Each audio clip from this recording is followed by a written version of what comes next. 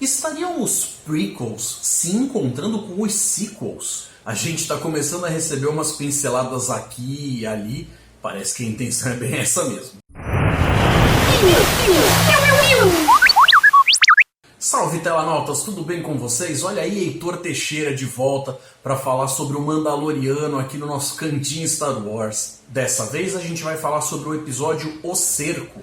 Depois do episódio passado, onde as coisas começaram a mostrar pra gente que a história tem sim a intenção de começar a ficar bastante épica, eu já tinha minhas suspeitas de que esse episódio aqui, antes de apresentar de fato a Ahsoka, fosse fazer um desvio, fosse por um outro caminho, meio que preparando a gente para algo maior.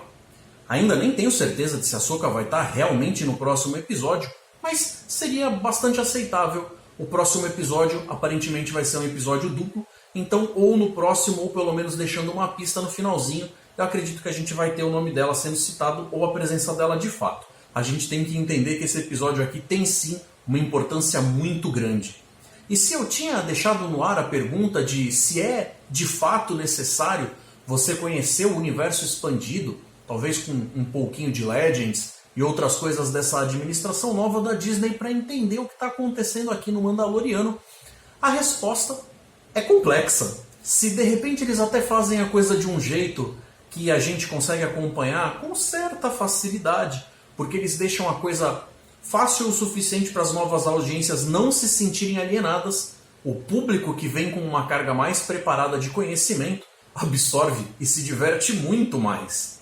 Muitas perguntas acabam ficando no ar por causa de elementos e detalhes que são jogados aqui, e muitas dessas coisas a pessoa que tiver um pouco mais de embasamento vai se divertir com as teorias e com um monte de coisinhas que vão sendo plantadas. Então, como a intenção é falar do episódio de uma forma um pouco mais profunda, vamos lá passar agora para a parte onde eu vou falar com spoilers. Então, se você ainda não viu o episódio, talvez você queira voltar depois. Depois de tudo que essa nave andou passando, a gente vê que ela começa meio bamba, meio mal das pernas, e é de se esperar que alguns reparos ali ainda estejam sendo feitos. Apesar de no último episódio alguns dos consertos, algumas das coisas de emergência terem sido feitas para que essa nave pudesse chegar até o próximo local onde ela poderia receber melhores atenções, não foi o suficiente para deixar ela nova em folha. Então aqui a gente vê o Mandaloriano tentando ali se esforçar para arrumar uma coisinha aqui e outra ali, ainda que na base da gambiarra. E por que não, já que tem isso para fazer, não aproveitar para estreitar alguns laços com o filhote, com o bebê Yodinha, que ele está levando de um lado para o outro e criando esse afeto tamanho. Então, lugares que ele não cabe, e essa criaturinha tão pequenininha pode ajudar, por que não? O problema é que mesmo tendo ali já mais de seus 50 anos, a criança é bastante desajeitada com comandos simples, ainda assim banana com certas coisas, o que gera pra gente alguns momentos engraçadinhos, com um negócio lá de colocar os fios nos lugares errados, acabar queimando algum circuito e tal. Essa convivência está fazendo com que o Din Djarin, que é o nosso Mandaloriano, esteja vendo a situação de uma forma diferente aí, e talvez ele já esteja até meio balançado, sendo que não é a primeira vez que ele vê um suposto Mandaloriano tirando o capacete, e ele começa agora a se perguntar, peraí, mas será que tudo que eu acreditei a vida inteira não era exatamente daquele jeito, não tinha aquela importância com aquele peso todo e tal?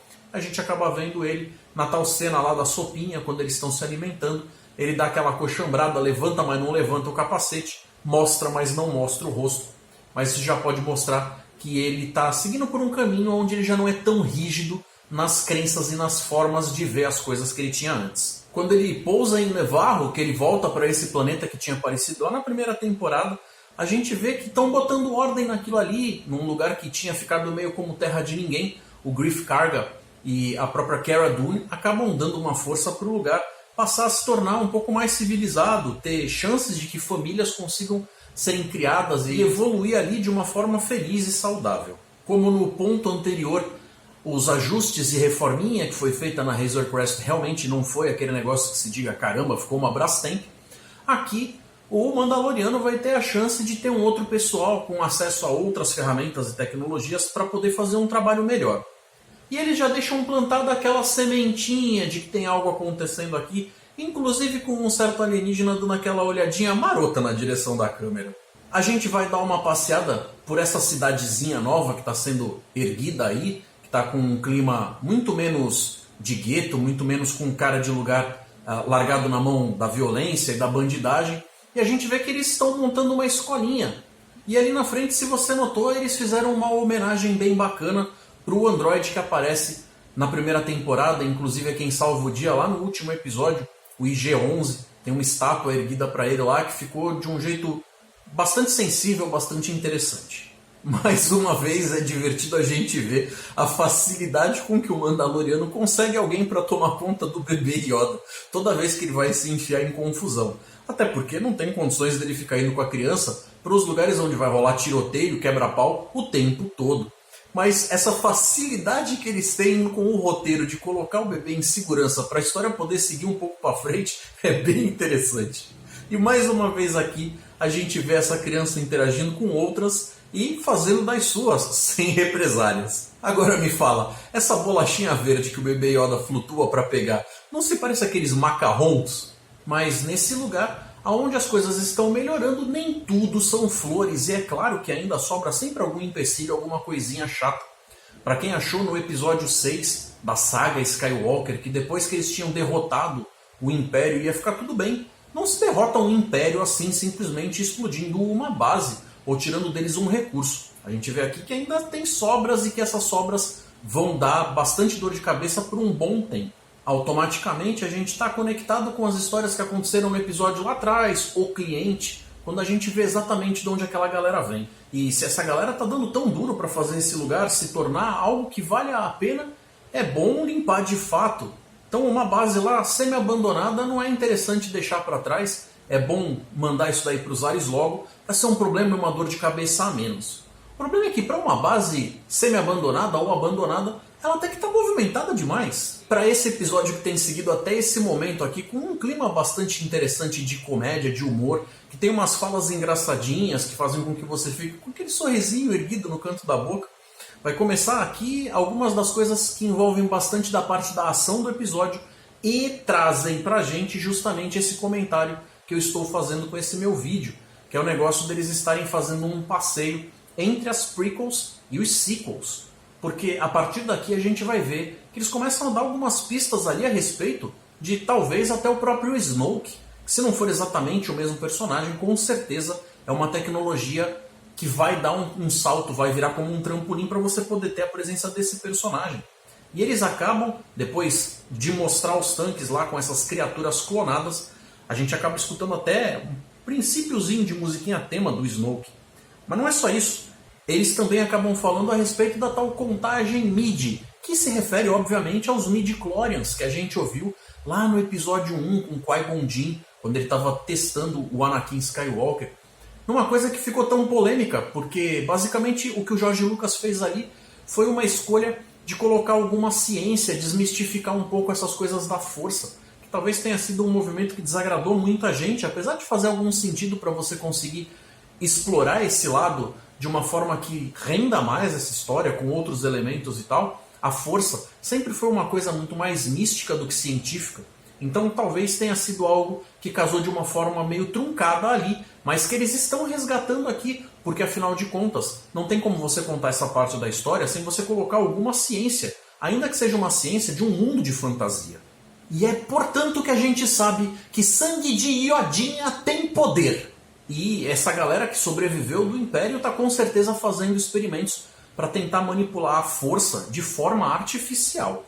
Isso é uma coisa que pode explicar bastante dessa lacuna que acabou ficando entre a trilogia clássica e a sequel, com os filmes 7, 8 e 9, por um período gigante de tempo que não foi coberto por quase que história nenhuma, pelo menos nas telas. Então, o que a gente está vendo aqui? A formação e criação do Snoke, que mais tarde vai se tornar o antagonista novo, que durante algum tempo, pelo menos, vai tomar o lugar ali do Palpatine, do nosso imperador, por um tempo finito? Ou será que a gente tem um outro alguém, como por exemplo o próprio Moff Gideon, tentando conseguir para ele recursos para fazer esse tipo de coisa sem precisar terceirizar esse trabalho? A gente sabe que na época da República, que ela estava em alta, com tudo estabelecido e não sendo ameaçada por nada, os Jedi representavam uma parte importante disso e eles tinham acesso a conseguir encontrar crianças que de repente representassem ali que tinham alguma sensitividade à força com certa facilidade. Essas crianças eram levadas para fazer parte dessa ordem o mais cedo possível, treinadas e colocadas dentro desse caminho.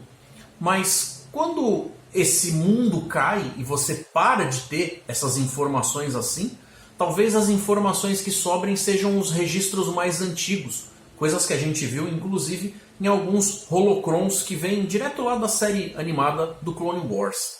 Eles podem ter passado muito tempo procurando por novas crianças com poderes ligados à força para fazer todo tipo de coisa, desde serem treinadas do lado dos Sith até também começar a participar justamente de experiências como essas aqui, que vão acabar fazendo coisas que são interessantes para o pessoal que sobrou, tanto os remanescentes de alto escalão desse império quebrado e fraturado, como de repente até outras imagens que a gente não consegue ver no momento porque se mantém sobre as sombras. Esse aqui é mais uma vez um episódio que tem uma ação excelente, tem cenas maravilhosas e coisas ali que você realmente só veria em cinema. A gente vê o quanto esforço e carinho eles estão colocando, inclusive no investimento financeiro, para conseguir realizar e materializar essas coisas na tela. Mas já que Mandaloriano está fazendo tanto sentido do ponto de vista do retorno financeiro, nada mais justo do que eles fazerem isso mesmo, não é mesmo? Então fica aqui os meus parabéns para o Carl Weathers, que foi o diretor desse episódio, ele que é o próprio Greef Karga, o carinha que desde a primeira temporada passava as missõezinhas de bounty hunting lá pro Mandaloriano. Ele que está no episódio também, foi quem dirigiu esse episódio. Eu vejo que eles aqui podem estar tentando, até de forma bastante acertada, tentar trazer um pouco mais de estofo para essa nova trilogia, que aqui entre a gente ficou super atropelada com eventos pouco conexos. Parece que eles não tinham uma direção bem clara e ficou uma bagunça por trás ali das câmeras, nos bastidores, eles não sabiam exatamente o que estavam fazendo. Mas temos aqui a chance de começar a pelo menos colocar alguns elementos que vão fazer com que aquilo que a gente viu nessa trilogia, que na minha opinião é bem fraca, tenham pelo menos um pouco mais de corpo e propósito.